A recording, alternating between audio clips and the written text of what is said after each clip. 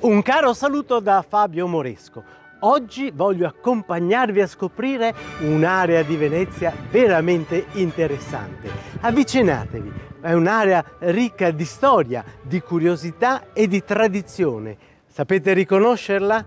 Non ancora? Scopriamola insieme. Seguitemi!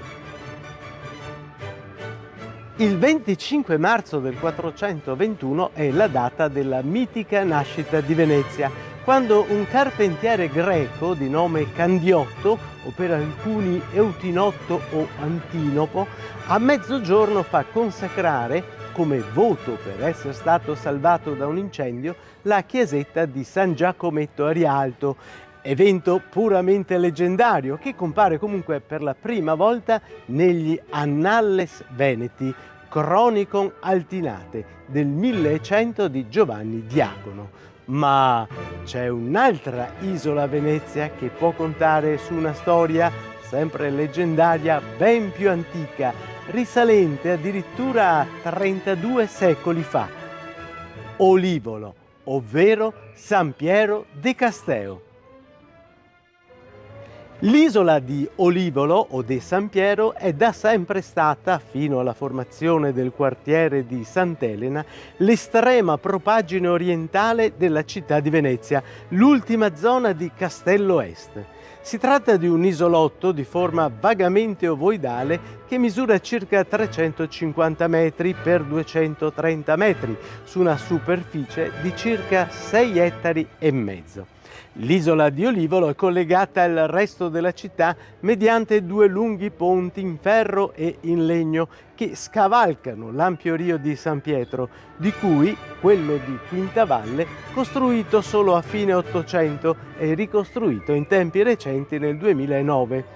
L'isolotto è composto dal campo sul quale si affacciano la chiesa, la caserma Sanguinetti, vi ricordo l'ex palazzo patriarcale e monastero con chiostro, si affaccia il campanile, la canonica e un piccolissimo patronato salesiano.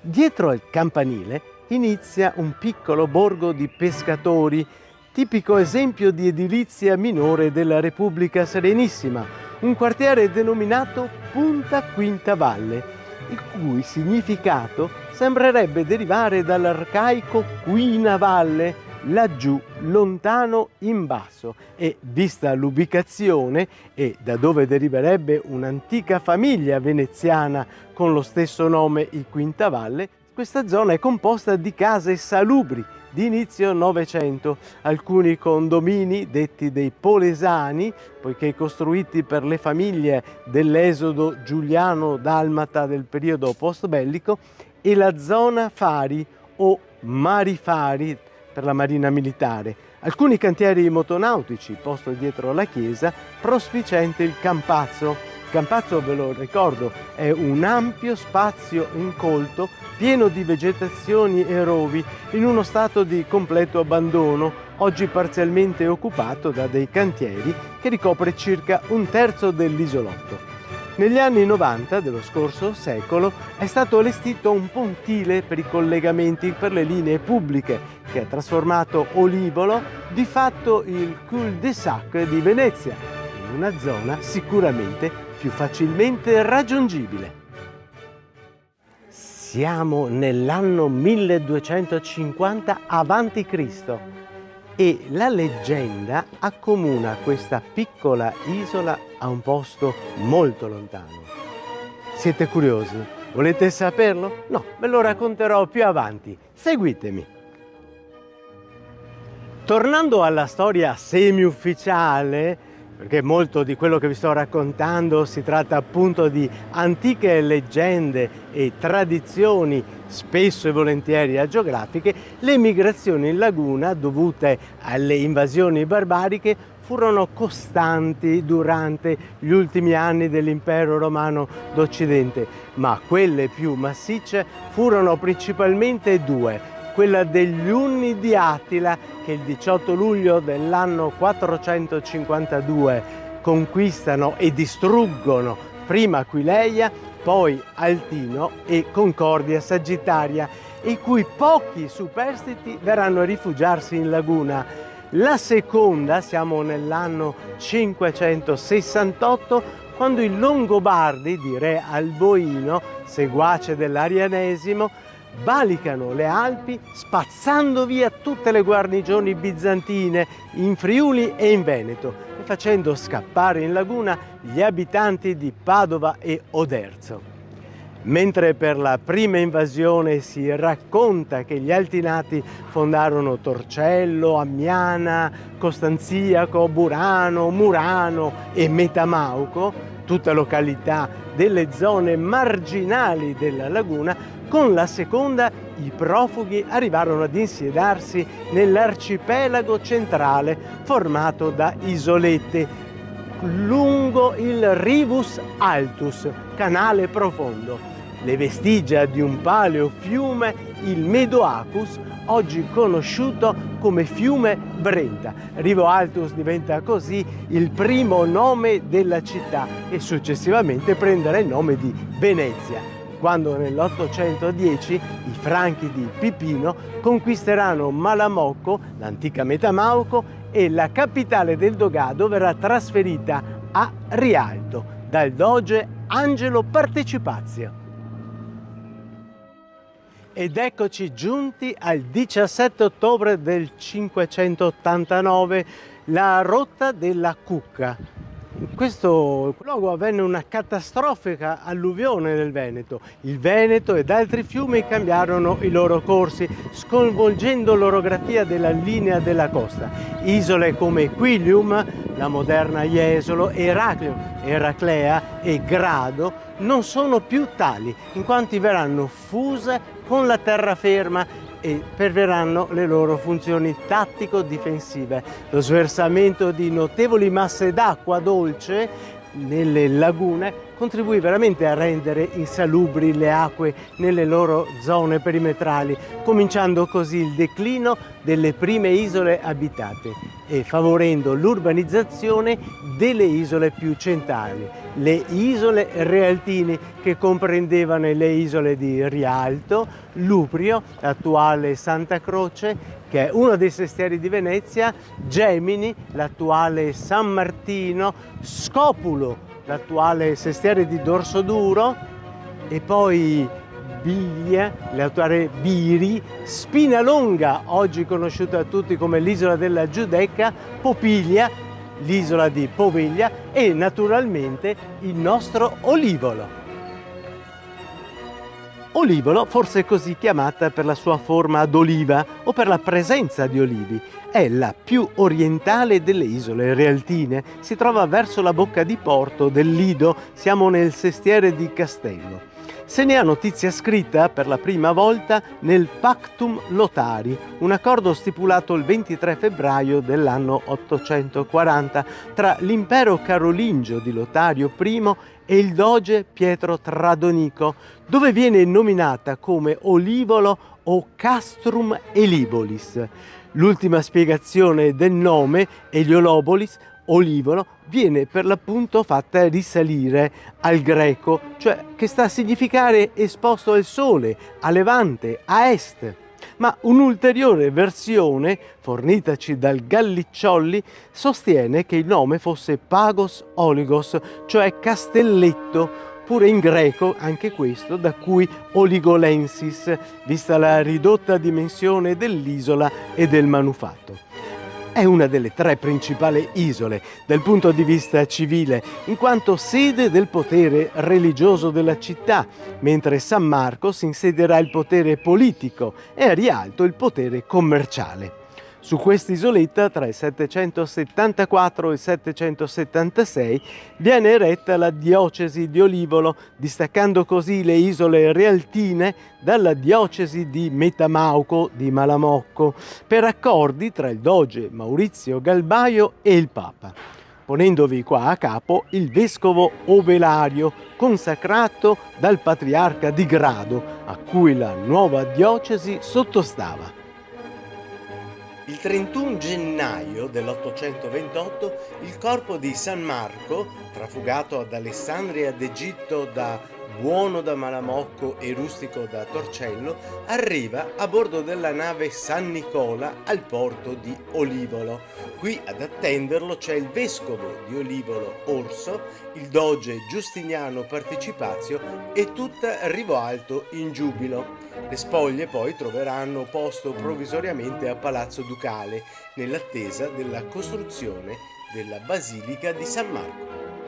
Il 29 giugno, giorno di San Piero, ricorreva l'anno 836, all'uscita della messa nella cattedrale di Castello, il doge Giovanni I Partecipazio viene assaltato da un gruppo di facinorosi che lo costringono ad abdicare, lo tonsurano e lo fanno ordinare frate, contra volant, contro la sua volontà, tutto dovuto al suo atteggiamento dittatoriale e al fatto di essere sceso a patti con i pirati narrentani. Il doge poi morirà in esilio presso un monastero a Grado. Durante l'episcopato di Enrico Contarini, siamo circa verso il 1100, si riscontra per la prima volta il cambio nome della diocesi da Olivolo a Castello, Diocesis Castellana, in riferimento al sestiere che ospitava. E in questo stesso periodo i patriarchi di Grado, in aperto conflitto con i patriarchi scismatici di Aquileia, trasferiscono la loro sede a Venezia, presso San Silvestro, siamo nella zona di Rialto, creando non poche tensioni con la diocesi di Castello, fino ad arrivare all'8 ottobre del 1451, quando con la bolla Regis Eterni di Papa Niccolò V vengono soppressi il patriarcato di Grado e la diocesi di Castello, facendoli confluire dentro al neonato patriarcato di Venezia, il cui primo patriarca fu San Lorenzo Giustiniani, ex vescovo di Castello, il protopatriarca, il cui corpo è visibile sopra l'altare maggiore. La sede del patriarcato rimarrà a San Pietro di Castello. La Basilica di San Pietro di Castello ha un'origine antichissima, in quanto la prima chiesa fu iniziata sotto il vescovo Orso, siamo intorno all'822-823, consacrata 9 anni più tardi, nell'831-32. Ma considerando che la diocesi era già presente nel 774, si presuppone che esistesse una chiesa ancor più antica dedicata ai santi Sergio e Bacco, le cui reliquie sono tuttora presenti nel secondo altare laterale di questa chiesa. Questo cambio di titolazione della chiesa ha inoltre un sapore molto religioso e molto politico, in quanto i due santi bizantini viene preferito il più cattolico romano tra i santi, San Pietro, indice dello spostamento volontario del dogado verso Roma, per staccarsi naturalmente da Costantinopoli. Sui martiri Sergio e Bacco vanno spese 2 parole: seguitemi.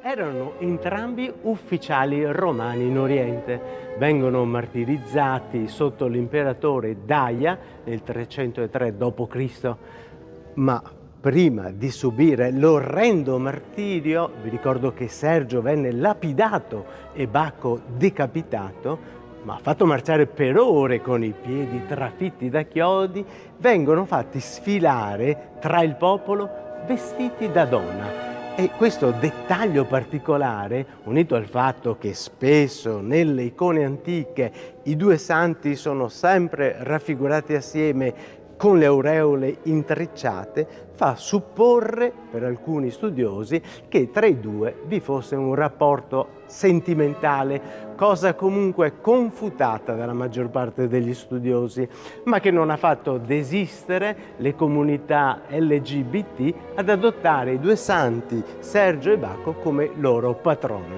Lo stemma di Trieste è l'alabarda di Sergio, caduta dal cielo sul foro romano della città nell'istante della sua morte e tuttora è lì custodita nel tesoro di San Giusto. Proseguiamo con la nostra visita. A sostegno di questa cronologia delle costruzioni, un'altra antica tradizione sosteneva che nel 642, durante le occupazioni di conquista del nord Italia del re longobardo Rotari, gli Opitergini in fuga, guidati dal loro vescovo San Magno e diretti verso la costa adriatico, dove poi fonderanno Eraclea, si fermassero per un periodo a Rivo Alto, dove il santo, per divina rivelazione, fondò 8 chiese, la prima delle quali dedicata al principe degli apostoli, San Pietro, e che sempre secondo la leggenda gli era apparso durante un'estasi mistica, ordinandogli di costruire una chiesa a lui titolata, dove? In quella parte della nascente città dove avesse visto pascolare assieme una mandria di buoi e un gregge di pecore. San Magno diventerà poi compatrono di Venezia e avrà dedicata anche una festa di palazzo ogni 6 del mese di ottobre. Le altre chiese da lui fatte edificare, ognuna con una specifica visione, furono l'Angelo Raffaele, San Salvador, Santa Maria Formosa, San Zuane Battista, San Zaccaria, Santa Giustina e la Chiesa dei Santi Apostoli. La prima chiesa sarà distrutta da un incendio nel 1120 e verrà sostituita da una nuova molto più maestosa, come si vede anche nella pianta del De Barbari del 1500. Come già suggerito, nel 1451 diventa la cattedrale patriarcale di Venezia e lo sarà sino al 1807, quando alla caduta della Serenissima la Basilica di San Marco perderà la funzione di chiesa di Stato. Era di fatto una specie di cappella ducale del doge e per volere di Napoleone diventerà la nuova sede patriarcale. Alla chiesa di San Pietro sarà comunque concesso con bolla papale la dignità di basilica minore e i parroci insigniti del titolo di arciprete. Nel 1558 Andrea Palladio viene incaricato dal patriarca Vincenzo Diedo di riedificare la cattedrale. L'attuale, di fatto, quella che vediamo noi, è la quarta chiesa, incarico che purtroppo non riuscirà a terminare, ma che sarà portato avanti il suo progetto dagli architetti Smeraldi per la parte esterna e dall'architetto Gradiglia per la parte interna, la cui opera è esattamente la stessa che noi vediamo. All'interno, come vedete, si possono ammirare opere pittoriche di Luca Giordano, del Pellegrini, del Veronese, dello Schiavone, del Lazzarini, del Liberi e opere scultoree del Longhena, del Morleiter e del Marinacci. Da sottolineare anche la presenza di un maestoso organo a canne costruito nel 1754 da un frate dalmata, tale Pietro Nanchini o Petar Nakic. Del primitivo tempio rimane solo un lacerto di mosaico romano del II secolo, alcune parti del monumento a San Lorenzo Giustiniani e un paio d'altari in mosaico eseguito dal Zuccato su un cartone di Tintoretto, tutto nella piccola cappella Lando. D'altresì ricordato che nelle precedenti fabbriche furono demoliti e mai più riedificati il battistero, che era esterno come era d'uso nelle chiese romaniche, ma che forse era stato trasformato nella scuola del Santissimo Sacramento, e la cripta sotto al presbiterio, che conteneva le reliquie dei santi Sergio e Bacco. Adesso vi racconto una chicca, una cosa bellissima da sapere. All'interno della chiesa e la cattedra di San Pietro, che la tradizione voleva appartenuta proprio a Pietro, quando questi era vescovo ad Antiochia, regalata al doge Pietro Tradonico all'imperatore di Costantinopoli Michele III, il cui schienale decorato si è rivelato essere in realtà una stele funeraria islamica con tanto di 2 sure del Corano, incise in caratteri arabo-sufici. Questo manufatto aveva infatti sorgere alcuni dubbi anche allo scrittore del celebre libro Le pietre di Venezia, John Ruskin. Valeva la pena saperlo, vero? Continuiamo. Nel corso della Prima Guerra Mondiale la chiesa viene bombardata ben 2 volte con bombe incendiarie dagli idrovolanti austro-ungarici provenienti da Trieste e Pola, in quanto si trovava direttamente sulla rotta di avvicinamento all'Arsenale, obiettivo di grande importanza bellica. Per lo stesso motivo, parecchie altre bombe caddero anche sul resto di Olivolo. Fino al 1596, con l'uniformazione decretata dal Concilio di Trento, il Patriarcato di Venezia seguiva un particolare rito, detto patriarchino, di derivazione aquileiese e ereditato dal Patriarcato di Grado. Questo rito rimase comunque parzialmente in uso sino al 1807. Le differenze tra questo rito e quello romano stavano nella distribuzione delle feste liturgiche e l'utilizzo di un particolare canto liturgico, detto appunto patriarchino o aquileiese. Dal 1969 San Pietro viene annoverata tra le sedi vescovili, titolari della Chiesa Cattolica, cioè continua ad essere assegnato ad un arcivescovo, però solo come titolo, senza giurisdizione sul territorio. L'attuale arcivescovo è Charles Daniel Balbo, nunzio apostolico in Australia. Negli anni 70 dello scorso secolo è stata restaurata una piccola cappella laterale da cui si accede attraverso la sacrestia per celebrare le messe, soprattutto nel periodo invernale, e qui nel 1456 fu allestita la camera ardente di San Lorenzo Giustiniani, la cui salma odorava di violette e per l'epoca questo era un segno inequivocabile di santità. Qui viene posizionata ogni anno l'effigie della Madonna Ausiliatrice col bambino al termine di una processione che la trasporta a spalla dal patronato Leone XIII sin qui a San Pietro. Prima dell'attuale suddivisione in parrocchie, la città era ripartita in contrade e quella di San Piero, detta contrada del vescovo, era tra le più estese di Venezia. Al suo interno conteneva molte chiese, una delle quali molte distrutte o secolarizzate. Fu il triste decreto napoleonico del Regno d'Italia numero 160 del 28 luglio 1806. Quali erano queste chiese? Per esempio Sant'Anna, secolarizzata, Sant'Antonio de Casteo, oggi ahimè demolita, San Daniel, demolita, San Domenico de Casteo, demolita, Santa Lina in Isola, questa fortunatamente è ancora esistente, San Francesco de Paula, esistente, San Gioacchino, secolarizzata, San Gioane Evangelista, ex battistero, Sant'Iseppo de Casteo, ancora oggi esistente, San Nicolò de Casteo, demolita, le Vergini, demolita.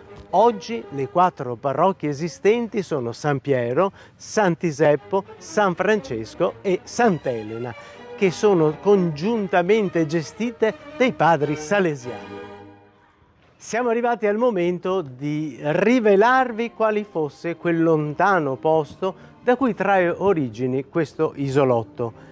In merito alla prima chiesa, la leggenda narra che anche nella prima ondata di popolazione in fuga da Attila, delle genti si stabilissero ad Olivolo, trovandovi le vestigia di antichissime mura, forse appartenute ad un castello, ricostruite nel 1185 a.C., da alcuni superstiti troiani in fuga da Ilio, ed erano guidati da Antenore che al comando, insieme ai sopravvissuti del popolo degli Eneti della Paflagonia, alleati di Priamo, avevano navigato lungo l'Adriatico, a differenza invece di Enea, che lui aveva navigato lungo il Tirreno ed era sbarcato nel Lazio, ma questi si erano fermati in un posto prima di proseguire nell'entroterra e fondare poi Padova, sconfiggendo la popolazione degli Ugani e dando inizio alla stirpe dei Veneti. Questi primi abitanti chiamarono quest'isoletta col nome Troia.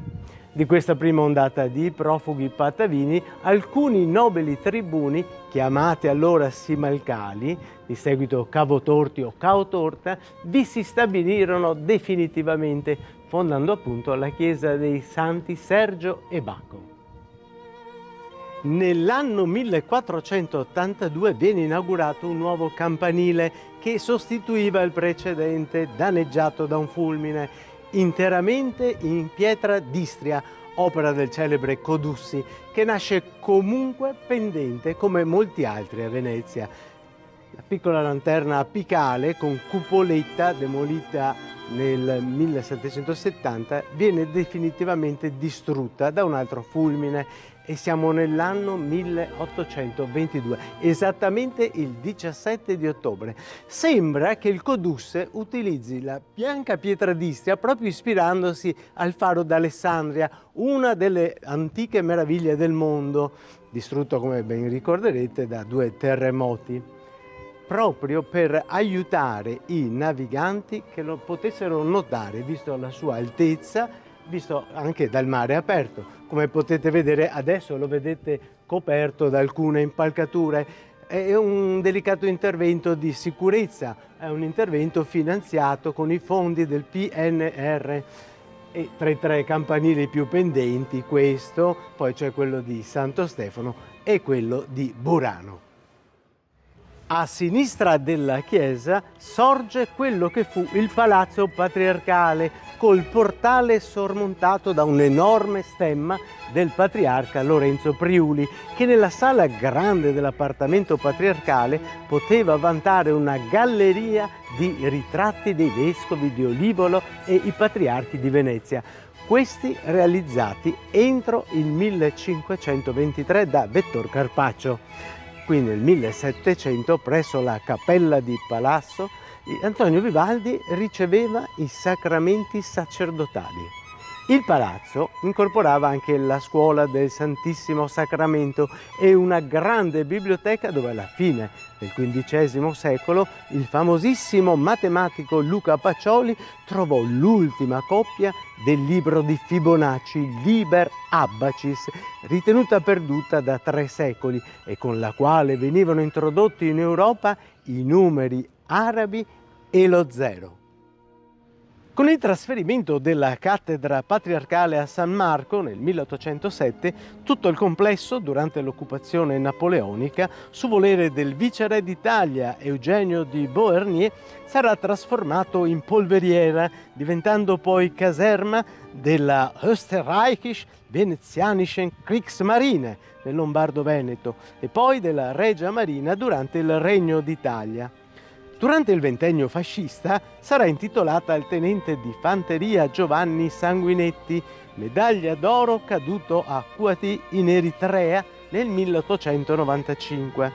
Dopo l'8 settembre del 1943 vi verrà quartierato il battaglione volontari di Francia della 10ª MAS. Si trattava di poco più di una grossa compagnia, composta da 100 volontari, per lo più figli di immigrati italiani in Francia della zona di Parigi, arruolatisi presso la base di Betassomme a Bordeaux, che inizialmente si chiamava Battaglione Longobarda, per poi essere liberata il 28 aprile del 1945 dal gruppo di marina del CNL, il Comitato Nazionale di Liberazione.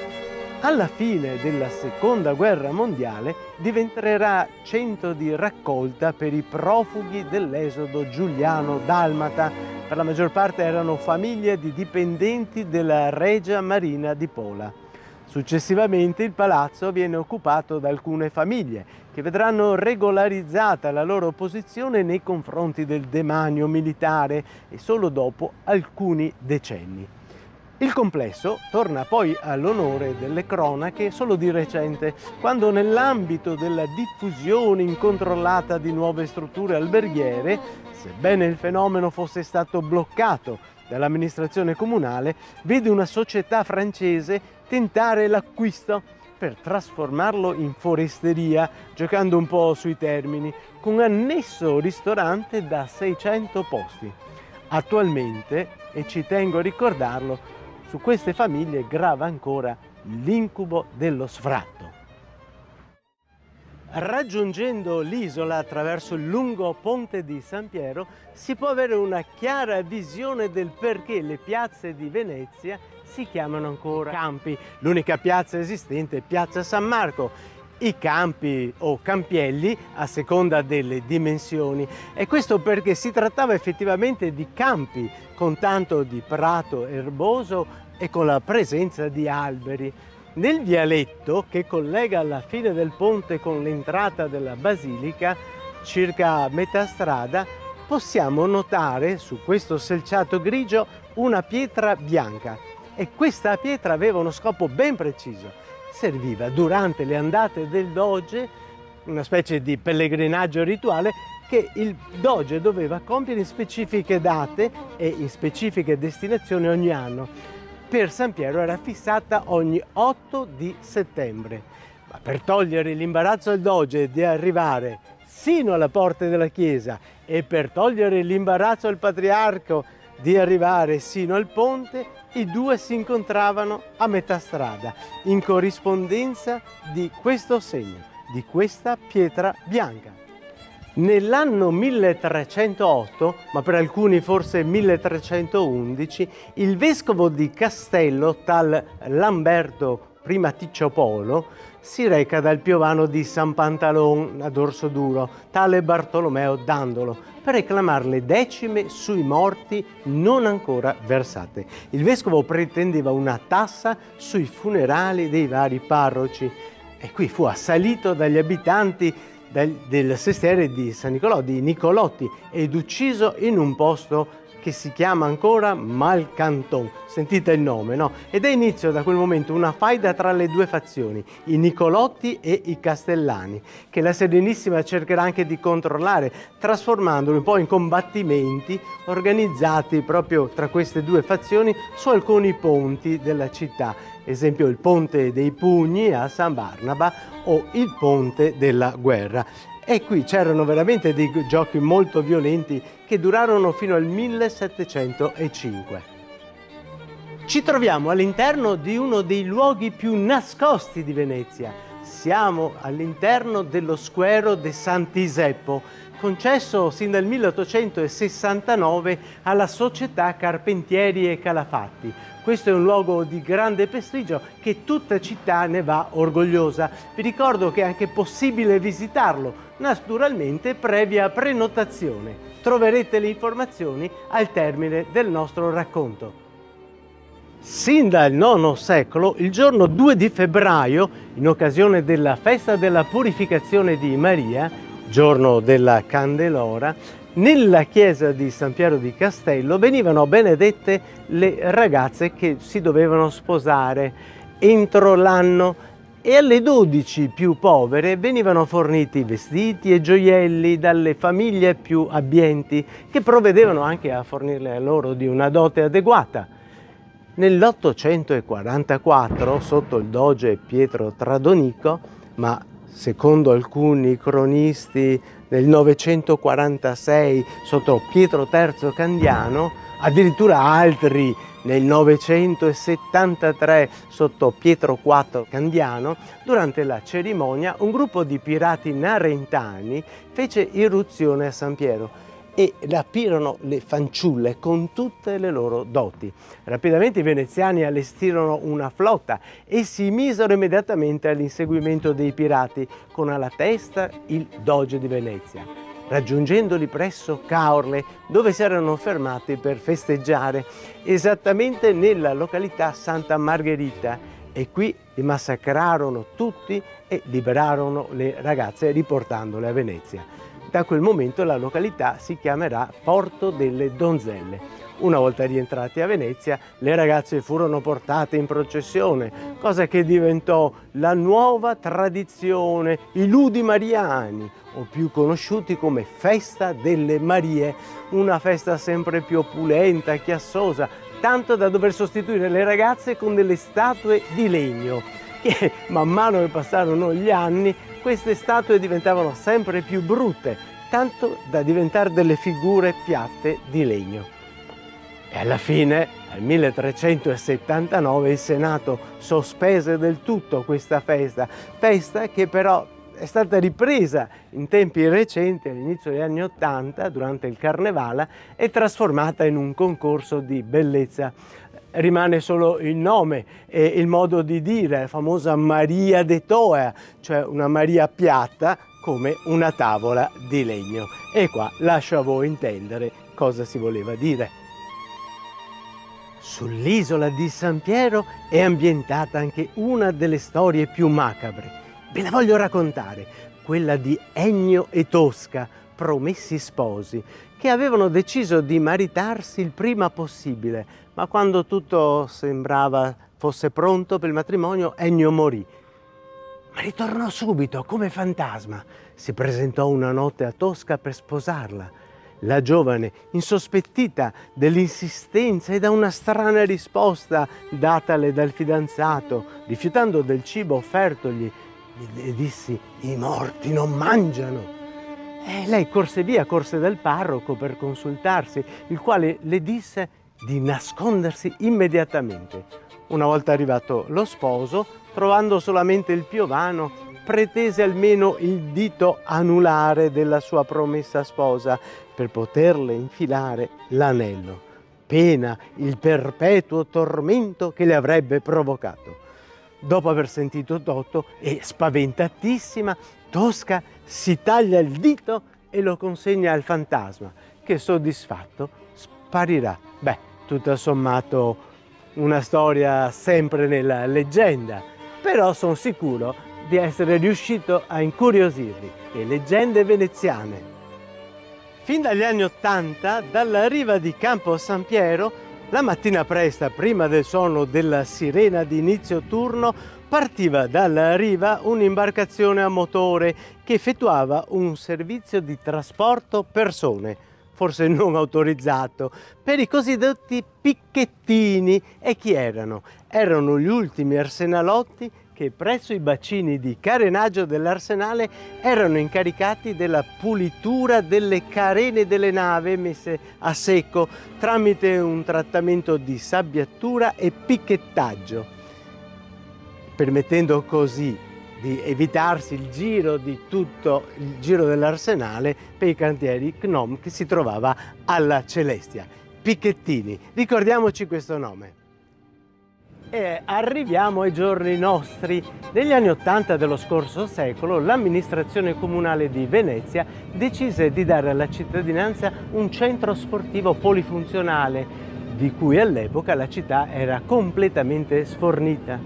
Il centro avrebbe dovuto comprendere palestre, piscine coperta, campi da basket, campi da tennis, una bocciofila e rimessaggi e scali per le barche di voga alla veneta e voga all'inglese, e ovviamente serviva una grande area non edificata da destinare. La scelta ricadde sul campazzo di San Piero dei Casteu, che in passato era stato una vigna, un orto, addirittura il camposanto della parrocchia, che con un editto napoleonico nel 1804 su estromissione dei cimiteri dai centri abitati, ed infine una piazza d'armi della caserma. Come per molti degli interventi in città, la Sovrintendenza Archeologica per il Veneto ritenne opportuno effettuare prima dell'inizio dei lavori dei saggi e degli scavi dall'86 all'89.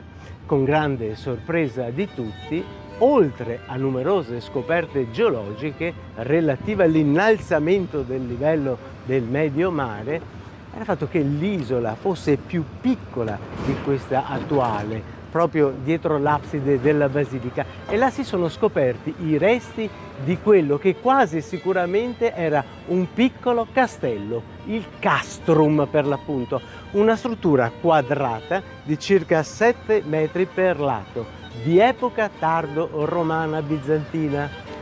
Forse, si suppone, un comando bizantino esarcale per il controllo della via navigabile indolitoranea, e sin dall'epoca imperiale collegava Ravenna ad Aquileia.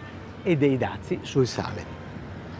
Quasi sicuramente parte di un sistema difensivo più articolato, comprendente anche un secondo castello presso l'attuale Palazzo Ducale in piazza San Marco, i cui resti sono stati scoperti proprio pochi mesi fa, recentemente, in occasione dei lavori di impermeabilizzazione dell'area marciana. I due castrum saranno collegati da una muraglia durante il dogado di Pietro Tribuno per difendere la nascente città dagli Ungari, costruita con materiale di recupero degli edifici di Altino, le cosiddette altinelle, e montando inoltre una lunga catena di ferro a chiusura del canale. A riprova di tutto questo sono state riempite decine di casse di cocci e frammenti di anfora, trovette d'oro, sigilli bizantini, addirittura un'ametista finemente incisa con l'immagine di un ippogrifo, tutti elementi avvaloranti l'importanza del sito. La cosa un po' triste è che dopo anni durante i quali gli scavi sono stati lasciati aperti e incustoditi, alla fine tutto è stato reinterrato e nuovamente dimenticato. Fatto salvo però che finalmente si è definito e stabilito che il nome Castello del sestiere di Castello si deve proprio all'antica presenza di questo castrum e non, come altri sostenevano, dalle mura merlate dell'arsenale, edificate tra l'altro dopo la prima crociata, per cui dopo l'anno 1000. Per dovere di cronaca vi devo dire però che il centro sportivo venne edificato nel sestiere di Cannareggio, esattamente a Sant'Alvise. Dopo questa lunga carrellata storica, che spero abbiate trovata interessante, va ricordato che ancora ai giorni nostri la settimana che precede il 29 giugno, giorno della festa di San Piero, l'isola di Olivolo torna teatro di 7 giorni di festa, la celebre festa di San Piero, ancora oggi frequentatissima da veneziani e foresti che giungono fin qui per mangiare, bere, ballare, divertirsi in attesa della Santa Messa officiata dal Patriarca di Venezia, che proprio in questo giorno ritorna in barca alla sua antica cattedrale per ricevere una delegazione di pescatori che gli offrono una cesta di pesce e l'anello piscatorio.